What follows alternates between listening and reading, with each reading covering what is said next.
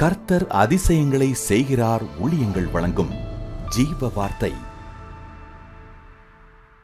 இந்த நாளுக்காக கர்த்தருடைய ஊழியக்காரன் ஆண்டவருக்கு நன்றி செலுத்துகிறேன். இயேசப்பா நல்லவர், பெரியவர். உங்களை வாழ்த்துகிறேன். கர்த்தர் பெரியவர். பிறந்தநாளை காண்கிற நீங்கள் ஆசீர்வாதமாக இருப்பீர்கள். திருமணநாளை காண்கிற குடும்பங்களுக்காக கர்த்தருக்கு நான் மகிமை செலுத்துகிறேன். கர்த்தர் உங்களை ஆசீர்வதிப்பார்.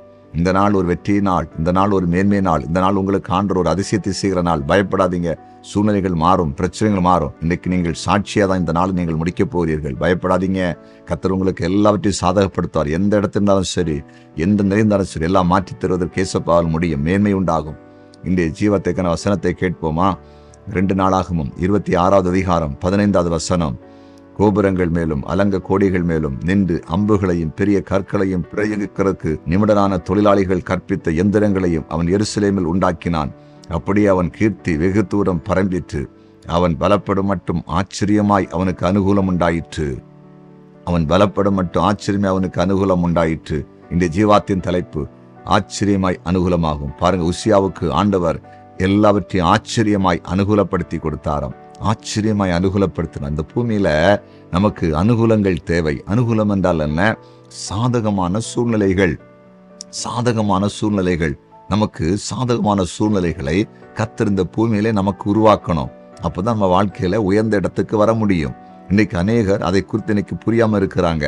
நம்ம எல்லாம் செய்கிறோம், நம்ம அங்கே போகிறோம், எங்கே போகிறோம், பிரயாசப்படுறோம், எதுவும் நடக்கலையே, எங்கே தடையாக இருக்குன்னு நம்ம நினைக்கிறோம். ஆனால் ஜெபம் பண்ணி பாருங்க.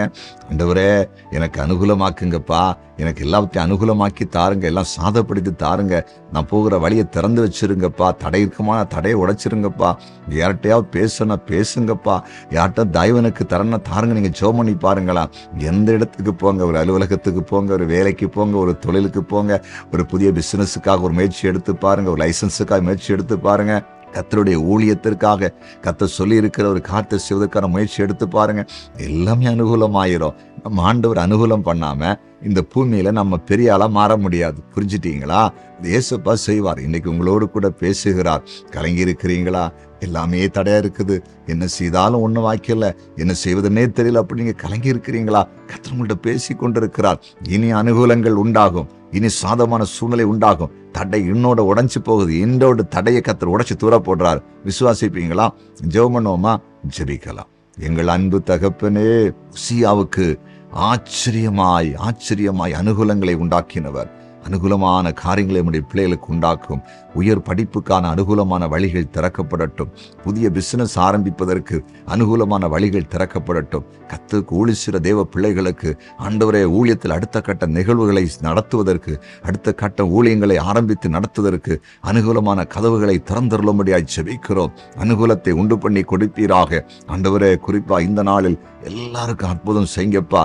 என்ன செய்வேன், எங்கே போவேன், யாரை தேடி போவேன், யாரிடத்தில் போய் கேட்பென்று யார் எந்த காரியத்தில் புலம்பி இருக்கிறாங்களோ, நம்முடைய பிள்ளைகளுக்கு இன்றைக்கு ஒரு அற்புதம் நடப்பதாக. நியாயஸ்தலங்களுக்கு செல்லுறவர்களுக்கு ஆண்டவர் கூட செல்வீராக. ஒரு புதிய காரியத்தை எதிர்பார்த்து போகிறவங்களுக்கு அங்கு ஒரு அற்புதம் நடக்கட்டும் என்று ஜெபிக்கிறோம். இழந்து போன நம்முடைய பிள்ளைகள் திருப்பி பெற்றுக்கொள்ளட்டும், வேலையை பெற்றுக்கொள்ளட்டும், வியாபாரத்தை பெற்றுக்கொள்ளட்டும், தொழிலை பெற்றுக்கொள்ளட்டும், குடும்ப வாழ்க்கையில் ஒரு அமைதி உண்டாகட்டும் என்று ஜெபிக்கிறேன். இன்றைக்கு குடும்பத்தில் ரட்சிப்பதற்கான வழியை உண்டாக்கிய அப்படியே செய்கிறதற்காய் ஸ்தோத்திரம். கர்த்தருக்கு ஊழியர் தேவ பிள்ளைகளை ஆண்டவர் ஆசீர்வதிப்பீராக. அப்படியே செய்து விட்டீர், அதற்காய் ஸ்தோத்திரம். இயேசுவின் நாமத்தில் பிதாவே, ஆமென், ஆமென், ஆமென்.